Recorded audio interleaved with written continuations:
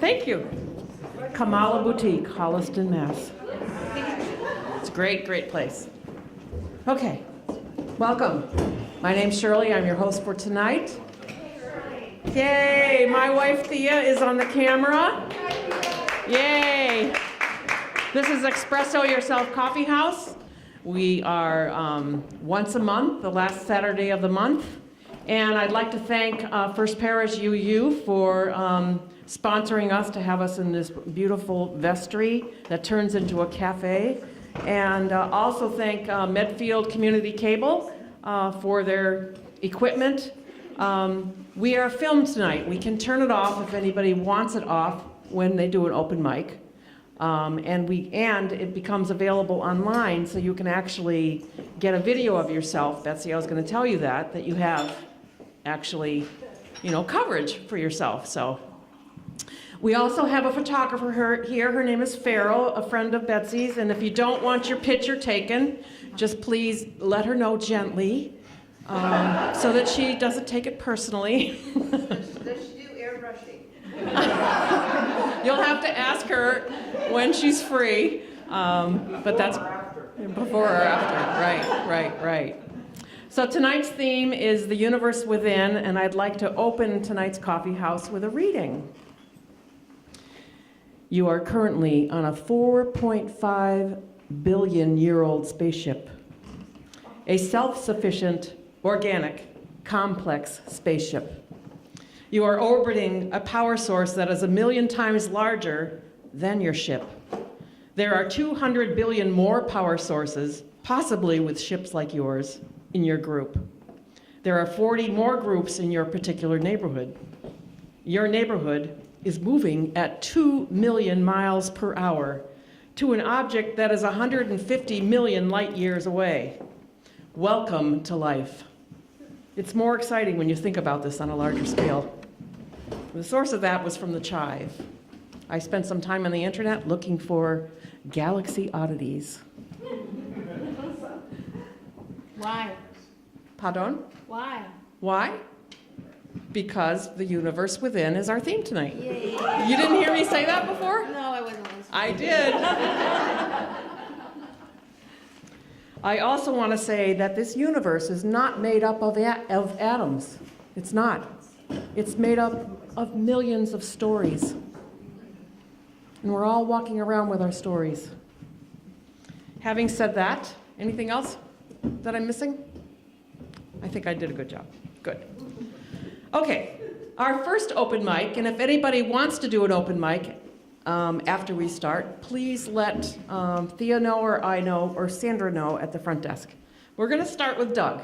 Doug is our, Doug is like he comes a lot, and he shares his singing with Barbershop Quartet. And Doug, if you can share a song, that would be most great. Okay, let's give him a hand.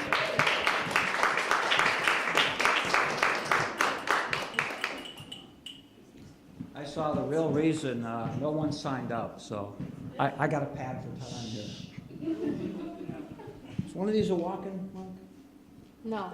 I think they're all taped down, so they're not. Oh, okay.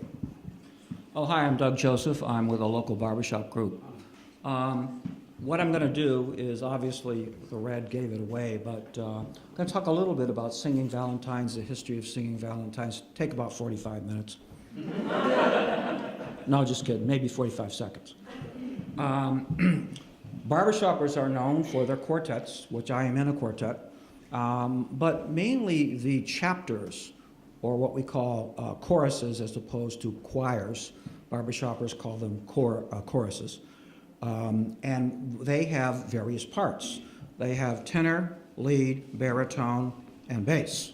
Because I sing lead, it's the melody so people can understand what the song is. And to kind of summarize, barbershoppers have been singing and delivering singing Valentines for over 60 years. And what I have here, and I'll leave some out if anybody's interested, kind of a, actually I could pass it around. It's kind of representative of what's going on all over the United States. Specifically for February 14th. 14th, but it can be before or after. 4 of us in red jackets show up at your sweetheart's house, sometimes unannounced, and scares them.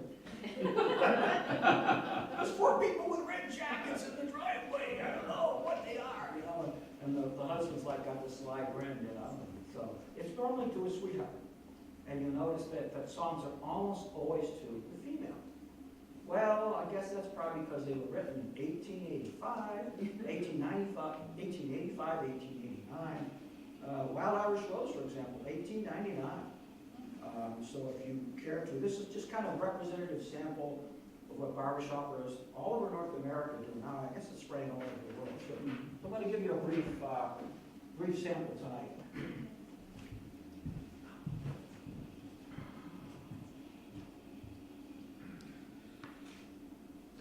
If there's not a pitch part, it's not a barbershopper.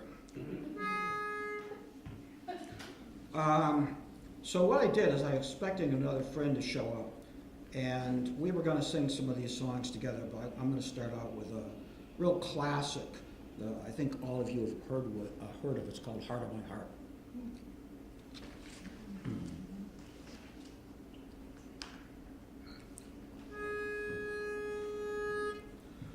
Heart of my heart, I love you. I would be not without you. Light of my life, my darling,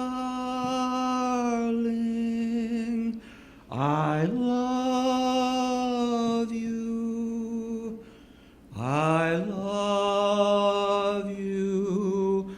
I would be not without you. For you I ne'er can sever. Say you'll be mine forever.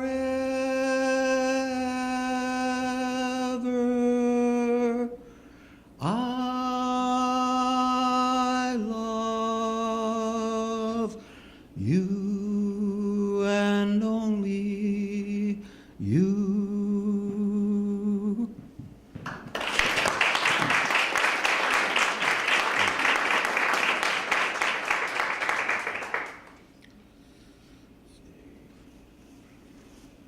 Oh, we have to do this one. Let me call you sweetheart, I'm in love with you. Let me hear you whisper that you love me too. Keep the firefly glowing in your eyes so true. Let me call you sweetheart, I'm in love with you. All right. I think we have some tenors in the background here.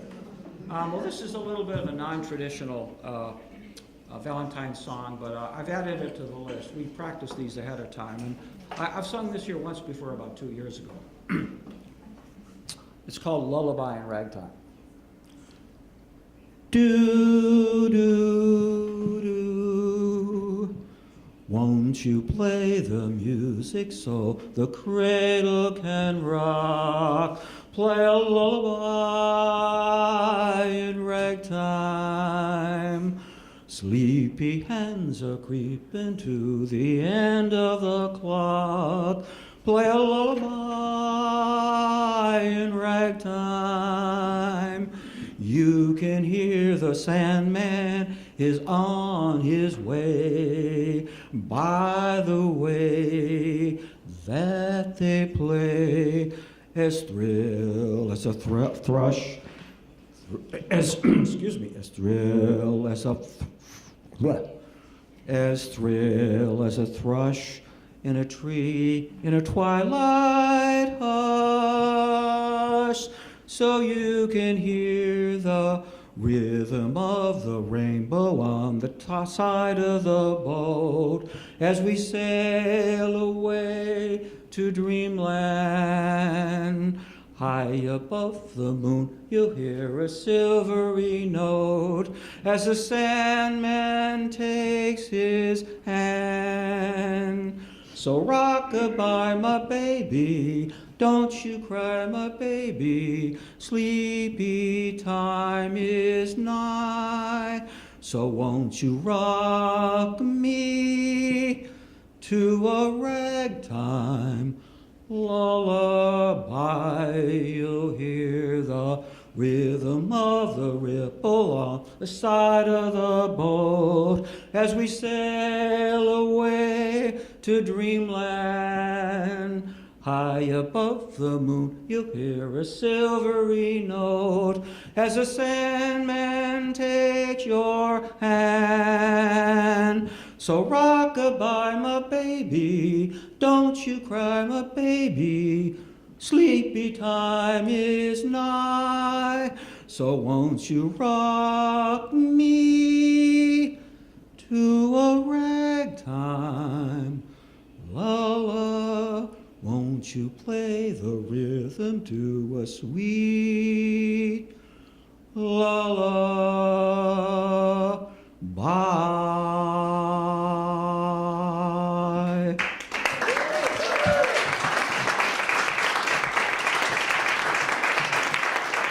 Very nice. So let us know if your friend comes, and maybe you can join that person up later, okay? Though it is impossible to smell space, directly or through a spacesuit, astronauts report that upon returning from a spacewalk, their gear smells distinctively like seared steak, hot metal, and arc welding fumes. The source of this odor could be a byproduct from dying stars, the traces of which can be found throughout the universe. Now, have you ever heard that? No. You have? Yeah, radio. Rats. Darn it. All right. Pooey pooey. All right. Paula, where is Paula? Paula, yay. Let's welcome Paula with a big hand.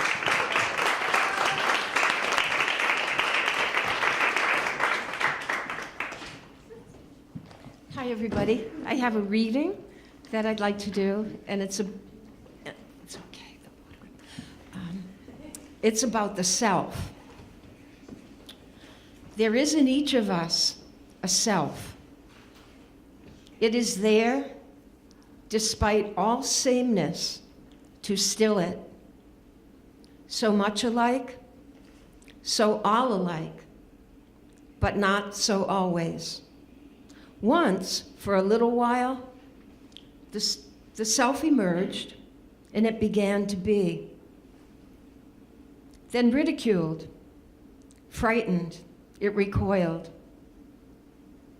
and no one knew how much was lost.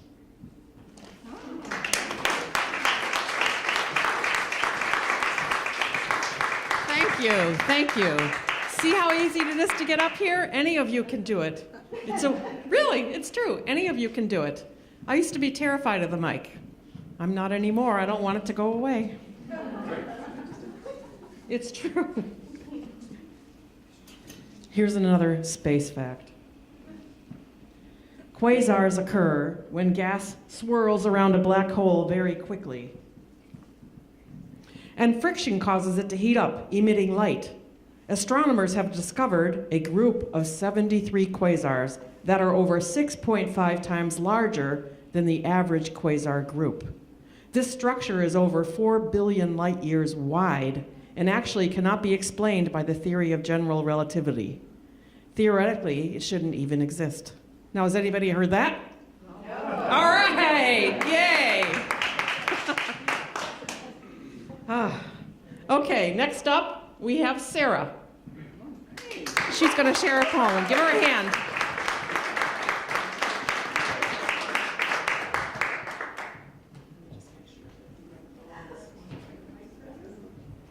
Is that good? Is that good? Yeah. Do you mind your picture being taken? Don't mind at all. Okay, great. I'm Sarah. I'm going to read a poem. It's one of my faves, and I quote it every once in a while. I didn't know I was coming here tonight. I didn't know there was an open mic tonight, and I didn't know I'd be standing here reading this poem that I love. This chapter is Sweet Honey from Old Failures. Where do we go when we sleep? A third of our life is lived underground, and deep inside us, a stream that will rise now and then to the surface, trailing visions into our waking. Yet what if that stream had been watering us all the days of our life and we never knew it? Perhaps there is a life within life, a blessedness that pours through our days and years, and we barely suspect it. This is the marvelous idea that Antonio Machado is calling us to hear in his great poem. There is another life, he says, our true one, and it is here, just below our skin and our eyelids. Sometimes we can come awake to it in our night dreams. This poem is entitled Last Night as I Was Sleeping. It was written by Antonio Machado. Last night as I was sleeping, I dreamt, blessed illusion, that a spring was breaking out in my heart. I said, along which secret aqueduct, O water, are you coming to me? Water of a new life that I have never drunk? Last night as I was sleeping, I dreamt that I had a beehive here inside my heart, and the golden bees were making white comb and sweet honey from my old failures. Last night as I was sleeping, I dreamt, blessed illusion, that a fiery sun was giving light inside my heart. It was fiery because I felt warmth as from a hearth, and sun because it gave light and brought tears to my eyes. Last night as I slept, I dreamt, blessed illusion, that it was God I had here inside my heart.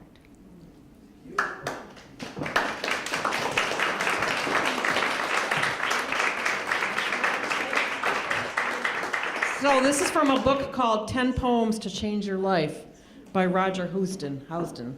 Beautiful, thank you so much.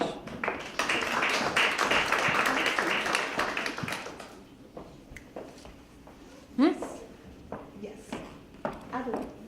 We got it. You're in? I was She's inspired in. by Doug. Oh, excellent. Okay. So give me your name and give me a minute, because I have to say my fact. Oh, no, say it back. If you have ever wished there were more hours in the day, just be patient. Every century, Earth's rotation slows down by about 1.4 milliseconds. When the dinosaurs were around, a day lasted about 23 hours. NASA reports that Earth's rotation was exactly 24 hours in 1820, but is now off by 2.5 milliseconds. Fascinating. Okay. Who knew it? All right. What's your name? Amy. Let's give it for Amy. Yahoo! You're the one with a puff thing. Were you the one with a puff thing? Oh, that's very nice. Do you mind your picture being taken? No, I don't. Okay, great. I mean, if you're going to get up here, right? So, Exactly.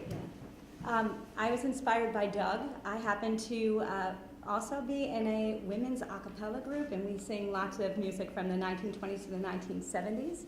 So I realized that I have a song. It was the last time I was ever in a talent show that I sang it, and I sang it for my audition for that group in June. So I thought I would sing for you Bewitched. Some of you may know. Right. And my friend Joanne loves that. Loves it when I sing that song. Okay. Hopefully I'll remember. What? You need a pitch? I'd like to say A, but I didn't warm up. Why don't we go with a G? Or a G sharp. Great, he even has a pitch putt.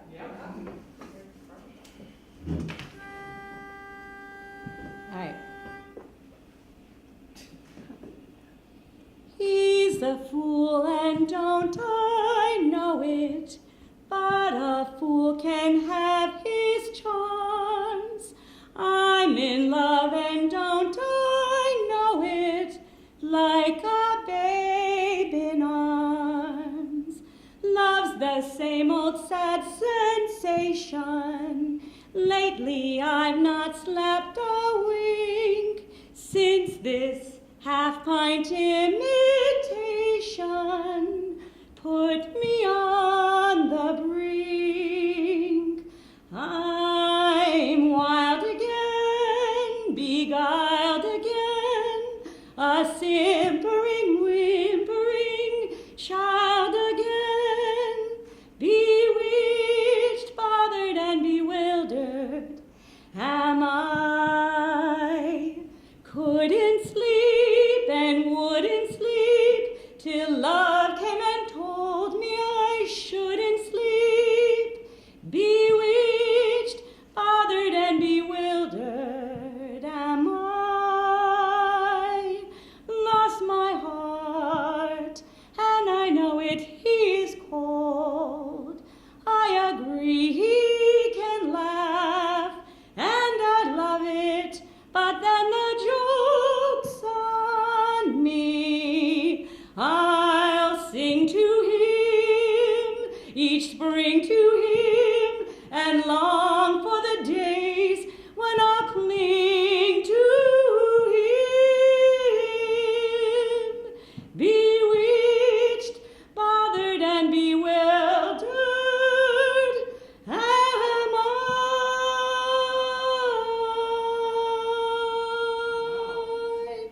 Wow. Thank you.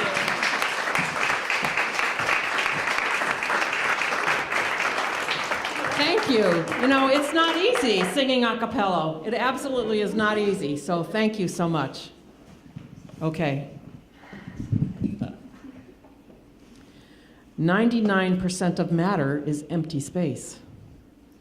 If you removed all the space within our atoms, then humanity, 7 billion people, would fit into one sugar cube.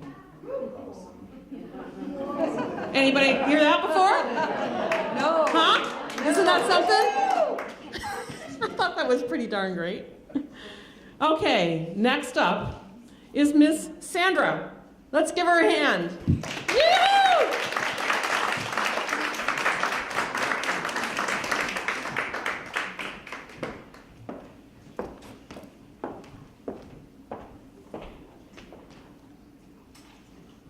Good evening. How is everyone today? Well, I actually hadn't planned on doing anything tonight.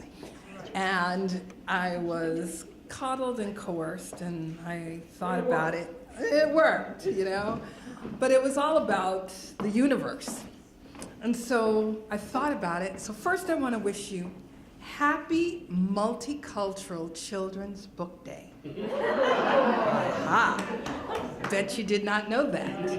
That is today. So one of the things with Multicultural Children's Book Day is really talking about that we need diverse books. So that we need to see books that with children that look like me and look like you and look like all around the world, because our world is universal, right? So as I heard Betsy said that her theme tonight was the universe, and was trying to think about what I had. I pulled out my book, Mañana Starts Today, and one of my affirmations in the book is, I am one with what is. So this is the affirmation that I want to share with you. Today, I am one with what is. Today is the day to be in harmony with the universe. Share in God's creation today and join in a vibrant celebration of life. Today, be in perfect peace with the world. There is no separation, no anxiety. Today is a day entwined with the cords of love. Feel the calming presence of this love and call on it throughout the day. Today, be attuned with the Spirit and let that be the navigator for your day. Accepting a role today in God's master design for the universe. In your harmonious acceptance of what is, you allow the universe to just be, and you are better for it. Today, treat everyone you meet as an extension of you and an extension of God and the universe. Treat them gently with kind and loving care, as we all are one. He who lives in harmony with himself lives in harmony with the universe. That's Marcus Aurelius. And your affirmation today is, today I am one with what is.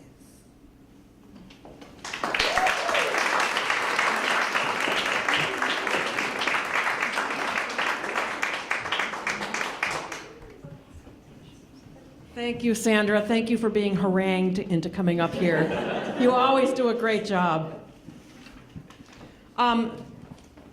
Just before, I don't think we have anybody else except Thea. So just before she comes up, I wanted to, most of you probably know that Thea wrote a play back in 2009 called We Did It For You, A Woman's Journey Through History. And we viewed the play here in August of last year to standing room only. We were actually over the fire code of how many people that were in here. It was a little, we had people at the windows open watching because we couldn't fit them in. It was fantastic. We've performed them since then 5 times. Today, Thea and I met with a retired director from Broadway who saw the show and wants to help us make it smoother, make it work better, so that we don't have to work so hard. So I thought, I wanted to say that. Our next performance is March 10th in Middleborough, UU in Middleborough. We have joined the Amazing Things Theater. We've already done a performance there, and they want us back, and they want us back on a regular basis. So things are happening, and it's very exciting. And I thought, having said that, and feeling like I want to sing, because people are singing. What can I say? I'm a ham. I want to sing one of the songs from the play called Unreasonable Women by Betsy Rose. Do you know it? Oh, yeah.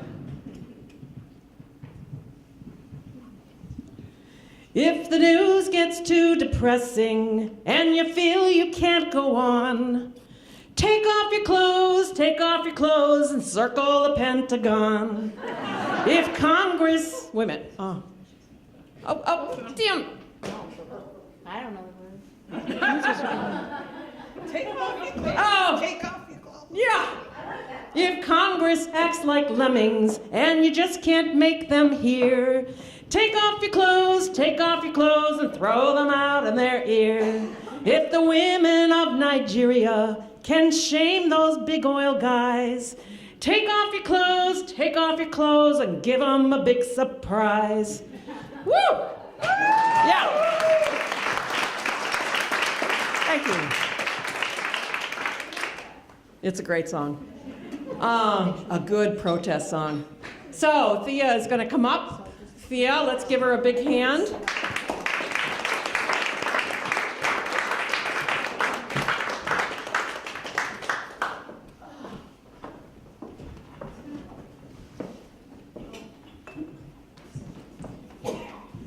Hi, everybody.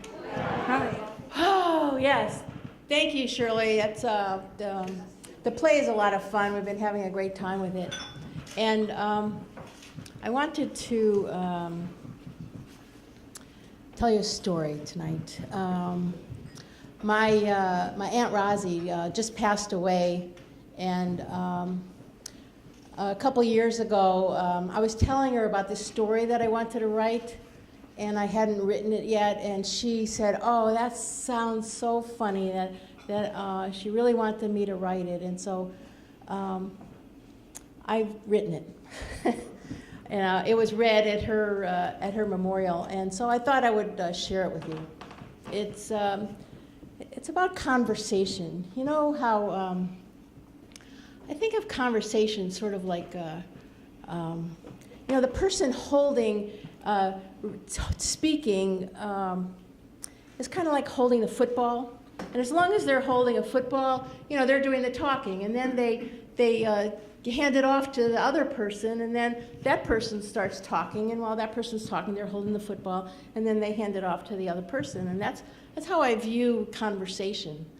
And but then as I listen to people talking, I realize that some people are sort of like football passers. You know, they kind of talk for a while, and then they ask a question and they pass it off to the other person so that the other person could start talking. You know, like if I said, if I was in a conversation, I said, I just went to the store and I bought some apples, and do you like apples? And the other person's now got the football, and they say, yeah, I like apples, and I like bananas and cupcakes and donuts. Do you like donuts? And passing the football back. And a conversation between two football passers works really well because, you know, it gets very smooth. But then I realized that there's some other types of people that I call kind of football stealers. You know, as soon as they can, they grab that football back and they just start talking, and it's really hard to like get a word in edgewise, you know, because they've got the football, and then but you try to get it, and I don't know if you've ever heard a conversation between two football stealers. You know, one of them's going, yeah, I like eggplants and French fries and grapefruits and hot dogs. Hot dogs? I like hot dogs and ice cream and jelly beans and kisses and lollipops. Lollipops? I love lollipops too.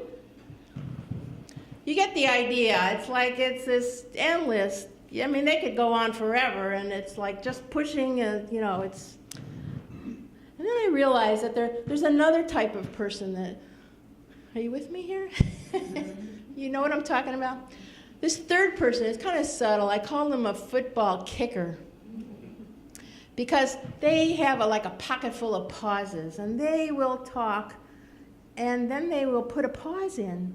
And they're like, it's like they're kicking the ball up in the air, waiting for the other person, you know, see if the other person will pick it up or not. And if they don't, well, they'll just keep on talking.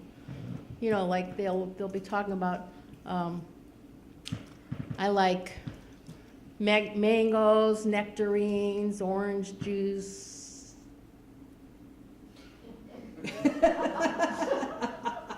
Potatoes.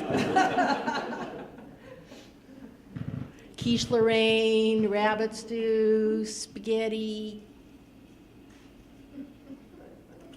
those, tacos, Ukrainian borscht, vegetables. Do you want me to interrupt?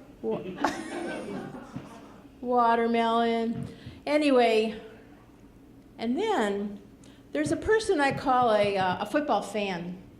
They're the kind of person that they'll talk, but they don't like add anything to the conversation. You know this kind of person? They'll like make jokes, puns, useless things. And they'll say things like, you know, it's really hard to find a food that starts with the letter X. And they just don't add anything to the conversation, but they just will grab it anyway, and then they'll fumble it, because what does a football fan know about football? I mean, after all, what do any of these people know about football? I mean, they're just having conversations, you know, like speaking, just exchanging ideas through the spoken word, which is something my Aunt Rosie loved to do. I think she was a football passer, and I loved talking with her, and I think she really heard me, and actually I think that's the best kind of football game there is anyway. Thank you very much.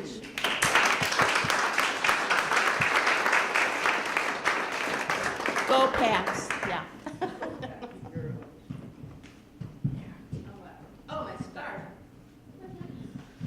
Okay, thank you, thank you. I just wanted to say one other thing Susan reminded me is we're always looking for women who want to be part of a pool of actresses who can be part of our production. We're doing this locally, and you don't have to have acting experience. It would be great if you could sing. Hi, Amy. And if you'd like more information about it, please come talk to Thea or I, because it's really exciting what's happening. Okay, so we're going to take a break and put some music on, and Betsy's going to get things together, and then we'll start the feature soon. So please help yourself to the goodies and the coffee and tea, and we'll get right back to it, okay? Her writing centers on themes of connection, and she is driven to write stories and poems as a way to create and connect as a community, to create a door through which others can walk. Betsy has served on the board of directors of Spark Kindness, a grassroots nonprofit organization in Natick, dedicated to building kind, empowered, and inclusive communities where no child or family feels alone, bullied, unsupported, or unconnected. She also recently facilitated a 7-part community conversation at Common Street Spiritual Center, based on the Belief series, which first aired on the OWN network. That's Oprah, right? The OWN network in October of 2015, and explored humankind's ongoing search to connect with something greater than ourselves by introducing us to diverse faiths through the lens of personal stories of people on spiritual journeys. With a self-proclaimed techie but lovable geek of a husband and a shining star daughter with autism, she has learned to see the beauty of difference, the light and color, and startling depth of dimension in the full range of the human spectrum. She lives in Natick with her husband Brian and daughter Becca. Let's welcome Betsy Johnson.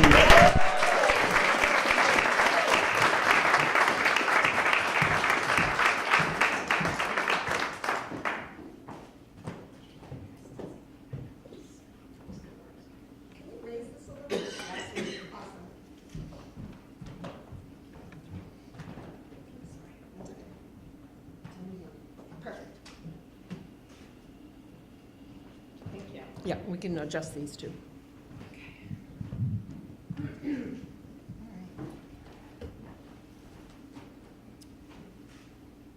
Recognize that the very molecules that make up your body, the atoms that construct the molecules, are traceable to the crucibles that were once the centers of high-mass stars that exploded their chemically rich guts into the galaxy, enriching pristine gas clouds with the chemistry of life, so that we are all connected to each other biologically, to the earth chemically, and to the rest of the universe atomically. We are part of the universe. We are in the universe, and the universe is in us. Neil deGrasse Tyson, PhD. Tasting the stars. I'm quite sure that before I was born, I floated in space, alone and untethered. I turned somersaults around the sun. It's not as hot as it looks.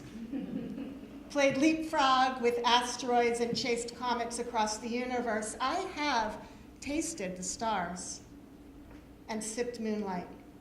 A nebula was my pillow. I danced on Saturn's rings, wild and free and uninhibited.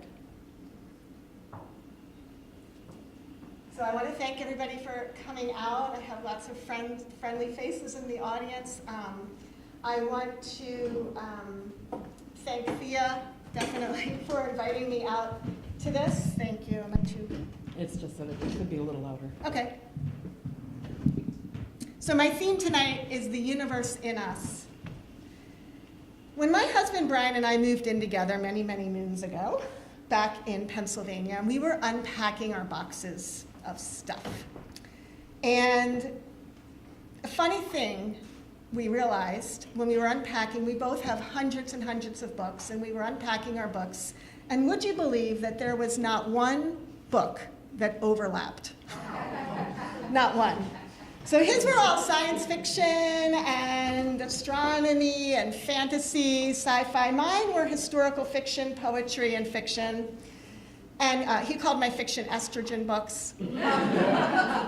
So we decided that every month, and we've done this now for over 20 years, every month, each one of us would pick a book for the other to read.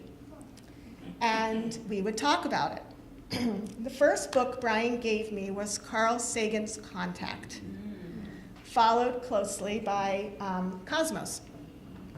And my world shifted. I became fascinated with the universe and the cosmos, the science, definitely, but also the spirituality of it. And I'm not sure Brian was so transformed by my books. But I'd like to think he benefited a little bit from Maya Angelou and Mary Oliver and Barbara Kingsolver and Jane Austen. But I think the jury is a little out on that. We also have a daughter, as you might have heard in my bio. We have a daughter, Becca, who was diagnosed with autism 1, or what used to be called Asperger's. And she is my everything. And most of you who know me know that. And they say this journey of raising a neurodiverse child is tough, and it is. And it continues to teach me who I am. They say a mother is born, but not necessarily when her child is. It's not easy. It is a really challenging thing, and I know some of you in the audience are also raising neurodiverse children. One thing I know, though, one thing I'm absolutely sure of, is that there's no hierarchy to humanity. Our worth, individually and collectively, is not based on some magical formula quantifying our ability to participate in some capitalist economy. It's not contingent on how much we earn, and it's not contingent on the nations we call home. It's not contingent upon anything. I'm raising a beautiful, quirky, funny, smart, out-of-the-box thinker who is capable of making me belly laugh and cry in the same hour. And I'm growing into this role, and I probably always will be. This next piece is called A Galaxy Called Mother.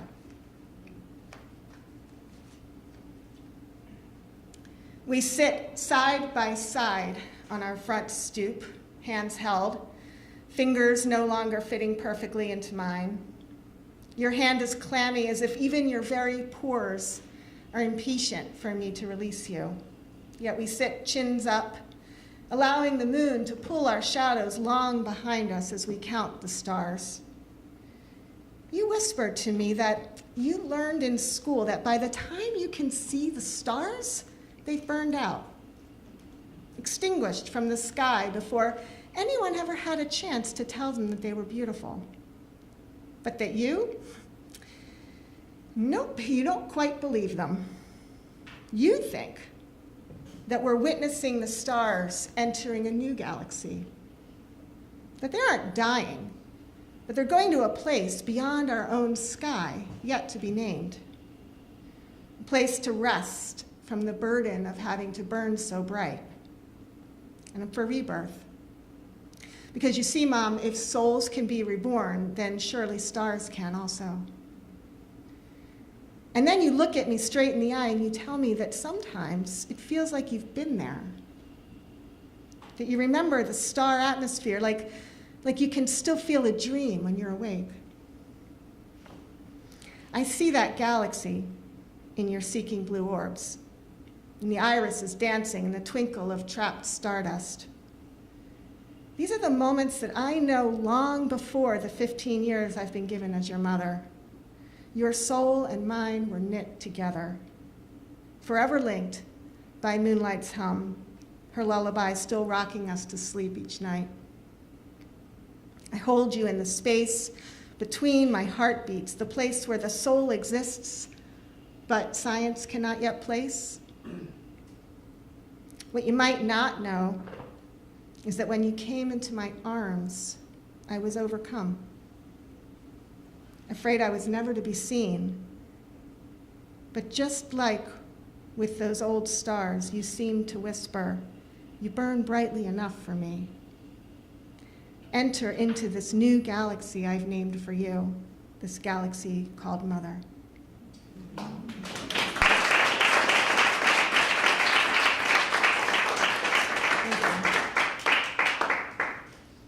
So, many times with autism comes obsessions, insatiable obsessions. And for my daughter, they can last for weeks or months or sometimes even years. And for about 2 years, she was obsessed with the Broadway musical Wicked. Anyone seen Wicked? Yeah. All right. For good reason. Wicked is the story of Oz's Wicked Witch before The Wizard of Oz happened. Elphaba is her name in the book and in the show. And Elphaba was born green, but boy, is she fierce. She's concerned with social justice. She's brilliant with an inborn power that she doesn't know how to control. And although she tries really hard because she's different, she's marginalized by society, she's misunderstood, and she's even hated. And the story is one where she grows into her own power. This famous piece that ends Act 1 called Defying Gravity. And in this piece, she comes into her full self, and she quite literally rises from the stage and flies, and it's an incredibly powerful moment. It's her favorite song from the show. This piece is called Defying Gravity with my daughter. Music pouring into the car, the Charles River fiercely gleaming, the string section leading the horns as we take that curve, the central line of flute in that billowing joy and the strings hurling themselves forward. I try to explain to you how when the music opens up inside your chest, it's supposed to feel a little painful. So that really the music is pushing forward through a curtain of pain like an atmosphere rippling above a fire. And it's like those movies where the astronaut leaves Earth, the capsule shaking to show you how we could shatter. And the astronaut's face blurs a little as though his accumulations of sorrow are finally falling away. And that's what's happening here in the car, so I speed up over the bridge to mark it. And because the music is surging, because really, I am the space capsule, the shuddering vehicle, and whatever sorrows she has, even the ones I make, my girl is moving forward to. And for a while, this rider, this star creature, this fellow earthling, is gathering herself inside.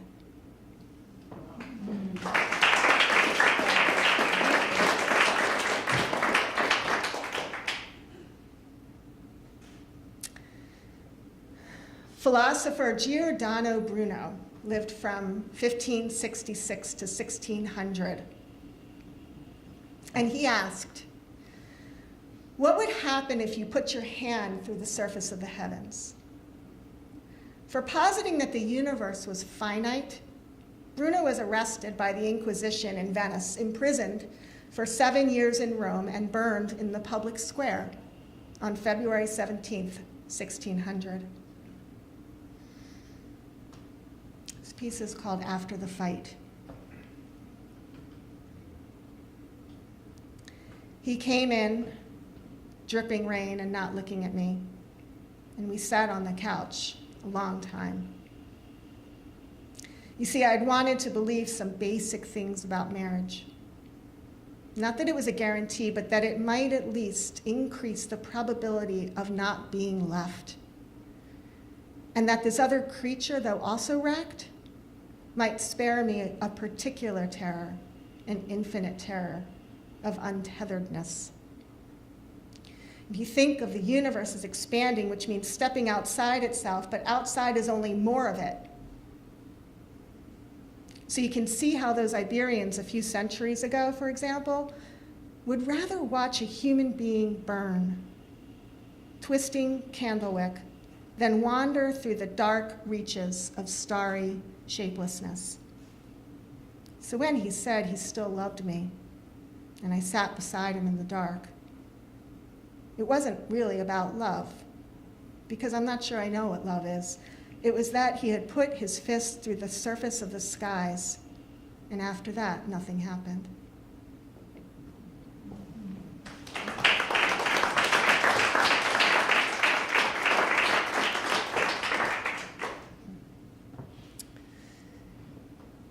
So my friend Daniel gave us a telescope many years ago, and we love, many of you know, we love to go to Callahan Park in Framingham and gaze at the stars.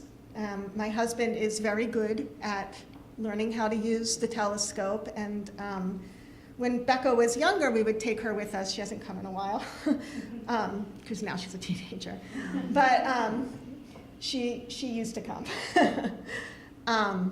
And this piece was a long time in the making. It's called Infinite. Her father floats his 6-foot telescope between binary stars. For 21 years, the whole of our marriage, he has searched the darkest skies, searched for that smudge of spiral arm and star cluster, of dust cloud and the black hole of this galaxy's heart. Once on an August night, as her father scanned the universe, I kissed our tiny daughter sleeping beneath a whole shower of stars, and felt the earth turn beneath that radiant point. My own dark matter against the soft egg of the moon. I watch the vague shapes of constellations that I still have no names for encircling us.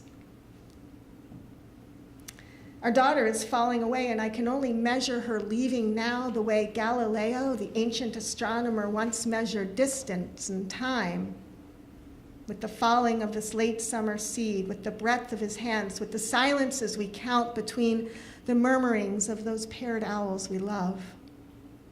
Lonely pulse of our hearts tapping unbidden, uncounted at our wrists.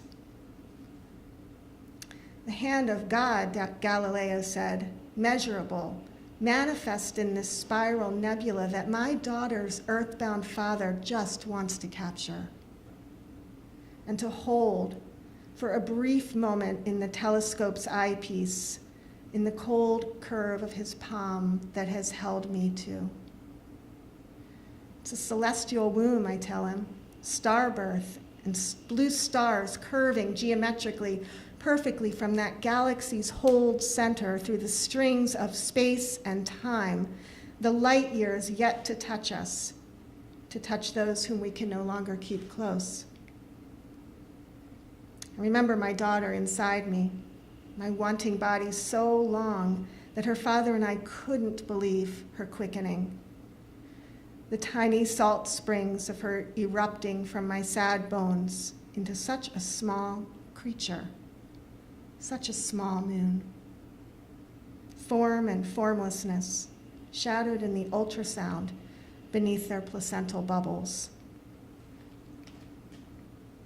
Month after month, we watched the curve of her waxing body, a galaxy of our own making, folding in and out, like some earthly light blooming flower that opens and closes upon first light. You know, her father says as he calibrates and fiddles with his telescope, the red bulb of his flashlight circling the darkness between us, that these galaxies are spinning further and further apart until finally there will be no stars, nothing. And he tells me this theory of physics of time eradicated, even the bending of light, stars gone, existence without time, everlasting. Our spatial world, a collage of what is past and present and future, all fragmented, all parallel, all immortal. Immortality is all around us, her father says. Our task is to recognize it. We are near everything, Beneath the jet's hum and the light wash of the city, I press my eye to his telescope until it blurs and tears in the cold night air. Here is the dark matter of this world, its smudge of gas and stars, whole galaxies that Galileo never dreamed of, while her father and I cannot yet grasp, drifting and everywhere.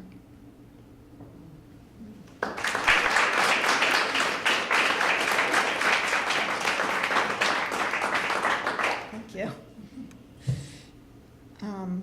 This next piece is a short story. It was one of my first short stories that I ever wrote.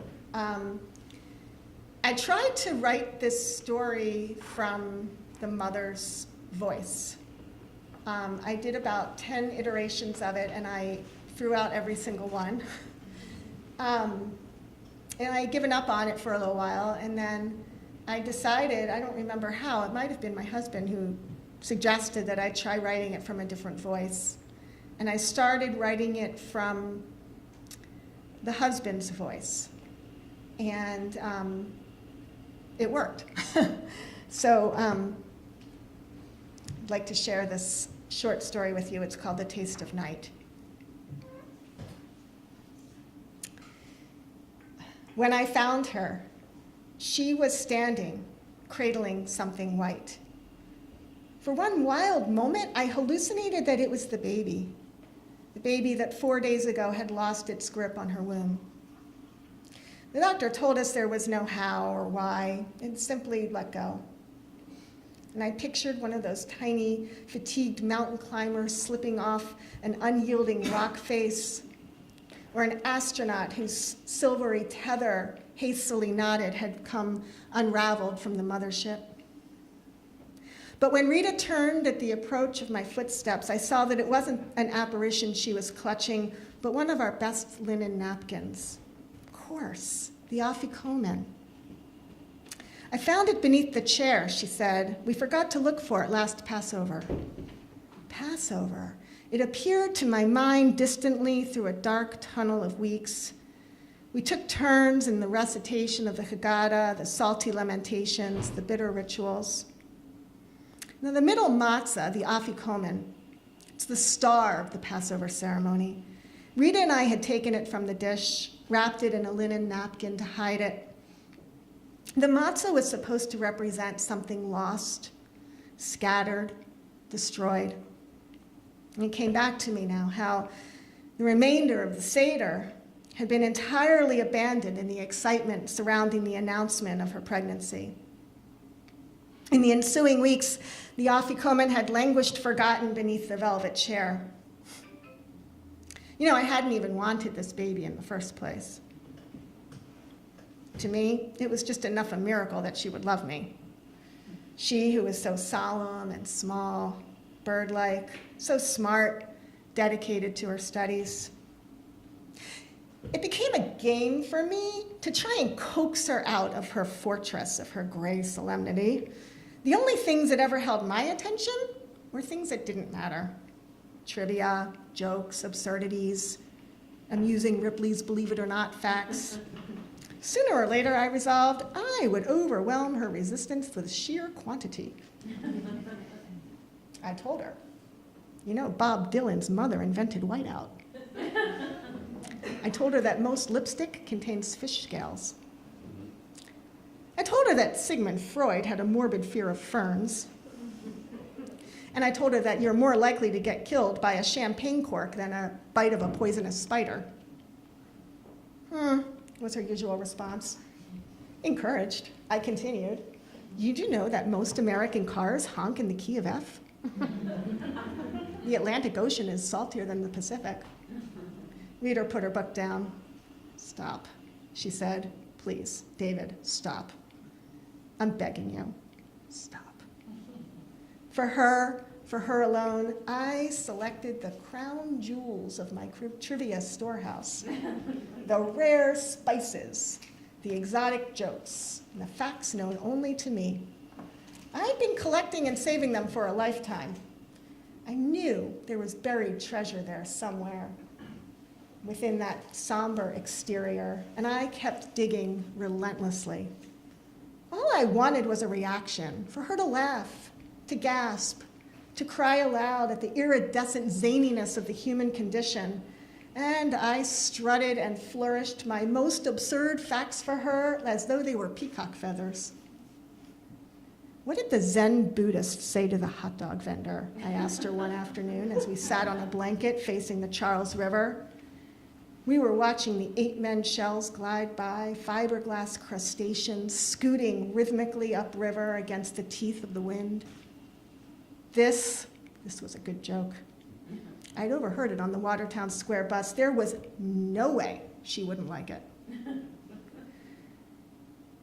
I don't know. She looked at me as if she were waiting for a tetanus shot.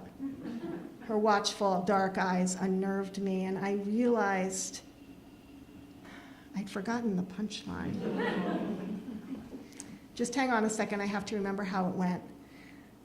What for? You'll just have to explain it to me, like always. No, just wait, this one doesn't need explaining. I closed my eyes, I put myself back on the bus. It just wouldn't come to me. Never mind, I finally said. What good is a joke without a punchline? Over the next several months, I tried desperately to recall, but to no avail, and that punchline hung between us, unspoken, like a bridge that couldn't be crossed. Gazing at Rita now, as she held the bundled broken cracker against her shoulder, I saw how alone the two of us were. Her pain was hers. I had no part in it. It was like a river that flowed out of her and lapped distantly at the shores of my city. I had no passport, no map to the territory of grief she had inherited. Marriage had transformed us into two lost tribes wandering in separate deserts. We were a joke without a punchline. I reached for the afikoman, but Rita turned away and headed for the porch. Foolishly, I followed at a distance. Rita sat on the top step of the porch, motionless, allowing herself to merge little by little with the darkness. I sat down beside her and groped for her hand, feeling like an awkward 13-year-old at the movies. My eyes were having trouble adjusting to the darkness, and I thought this restaurant in France I'd heard about, it's called Le Goût de Noir, the taste of night. The dining room has no lights, and heavy curtains cover the windows. Customers are seated in profound, oppressive blackness. The idea was to experience food on a new level, using a different set of senses like taste, touch, trust. With no idea what they were being served, patrons were continually surprised by the unexpected sequence of tastes and textures that flared up out of the dark. The cool sunburst of a vodka-impregnated melon, the salty taste of mussels, their rough shells clattering on the plates beneath the diner's clumsy fingers. Immersed in darkness, anything was possible. Accidents were epidemic, laughter frequent, conversation uninhibited. I wanted badly to tell Rita about this, that, what could I say?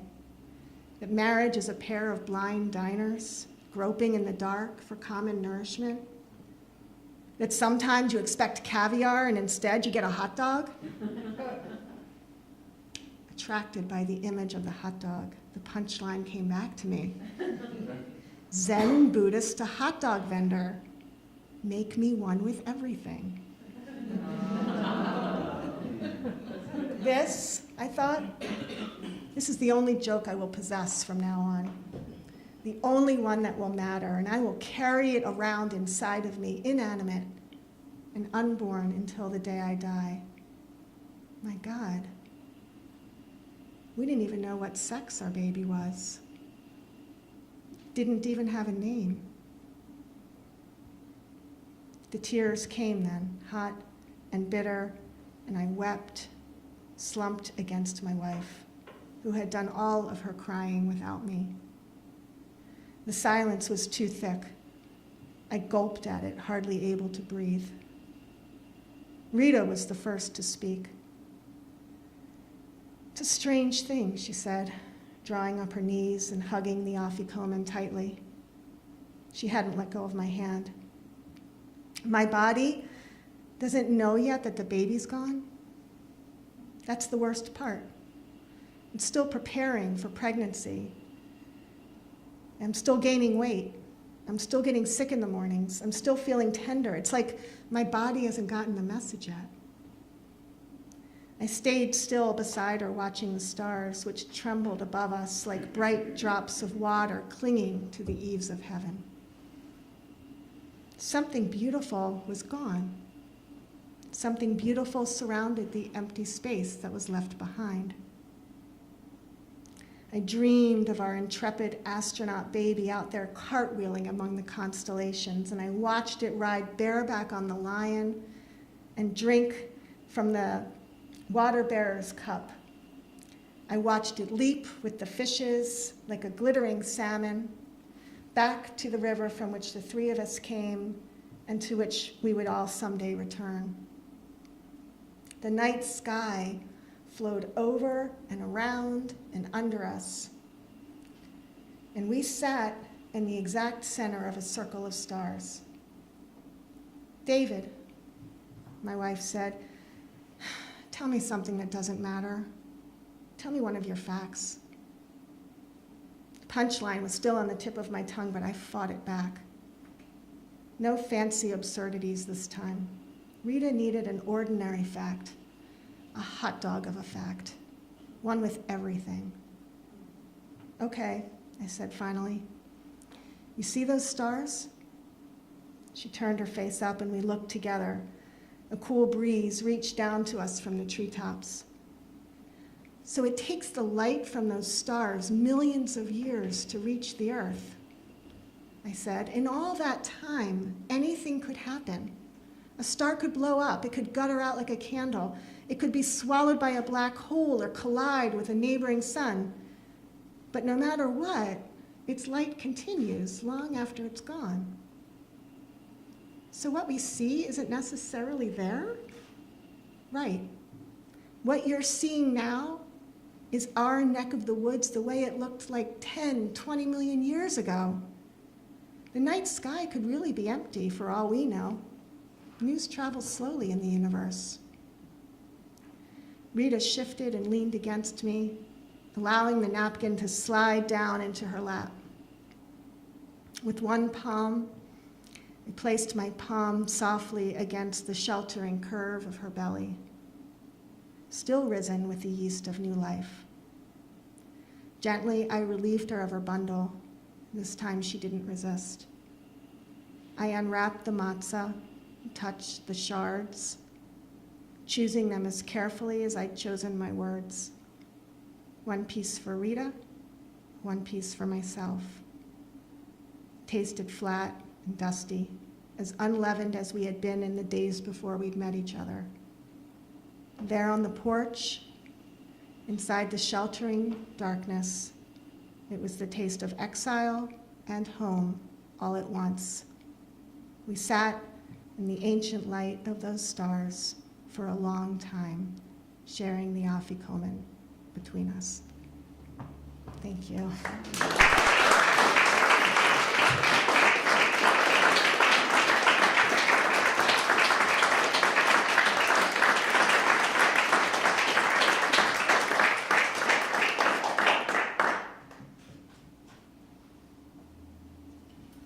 People often think science and spirituality are hopelessly divided, but I believe that both are the workings of a curious mind and a curious heart. They're not two sides of the same coin, but they're the dynamic expression of a whole and integrated landscape. This piece is called Humming. The moon begins by humming low, turns the forest branches blue, makes the smaller animals lift their furry heads, their marble eyes reflecting, soft silver slivers of moonlight. Like constellations on earth not yet in place, like paradigms of truth that keep moving after you name them. And so the universe tunes itself, one living thing finding its pitch by the sound and light of another. It tells me that somewhere in the country of blue silence, the groans give off soft flares of light by which we navigate our suffering. So despite what others say, there's this web-like blueprint that breathes, made to seem so far away each time we drink from the illusion that we are really alone. And all the while, the moon, like the ageless dream that outlives all dreamers, begins by humming low.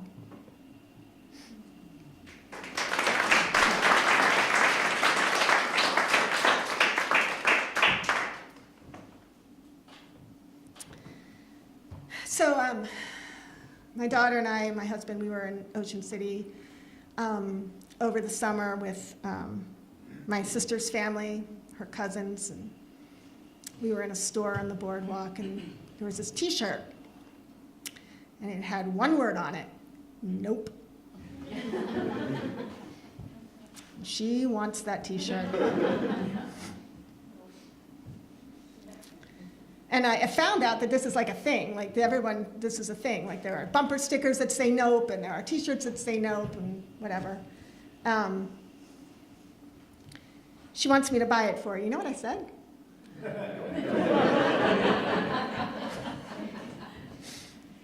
This piece is called Nope.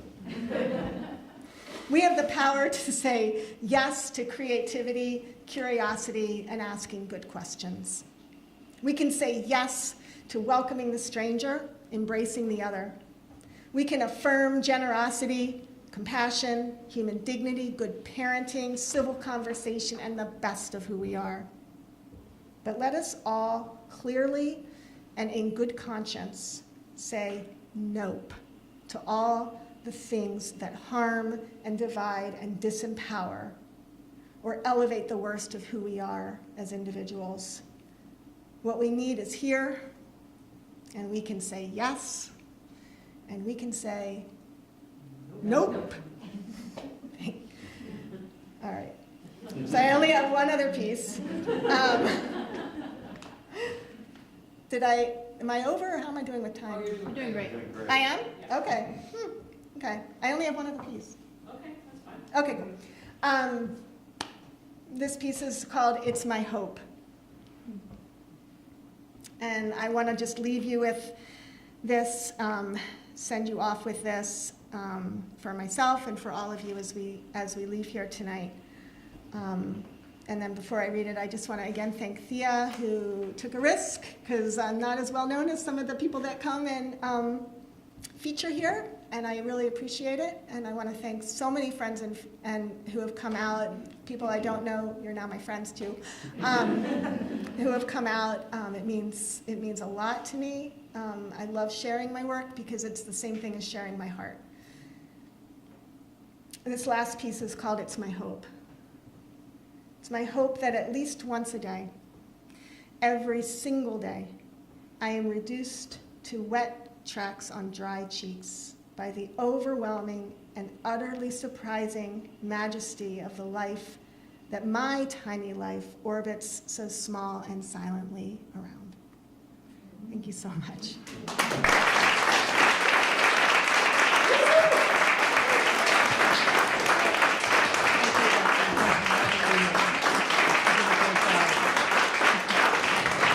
Isn't she wonderful? Just fresh ideas.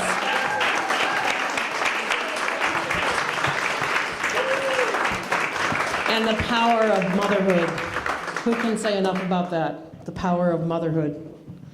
So, just to remind you all, let's see, this is January. Next month is our 2-year anniversary. So I think we have 4 features coming on top of an open mic. And also to remind you, in April, we have something in March as well, but in April, because the larger circle band that Thea and I are a part of could not perform for our New Year's event, it is coming here, and we're going to have a dance caller. So we are going to have an open mic, and then we're going to have international folk music where we can do dancing. And there are going to be hors d'oeuvres, and like we have back there. So there's going to be advertising for it and on our Facebook, and it'll be fun. It's really fun. We've done it before. Did you want to say something? Well, I was trying to say next month it's going to be a real party because we'll have birthday cake and A party for our 2-year anniversary. Yes. we're welcoming back some of the old features to share with us. So I hope you all come for it. It's going to be really great fun. Yeah, we can put on a good party here. So thank you for coming, and please stick around if you want to hear the music and eat and talk. Thank you for coming. Appreciate it.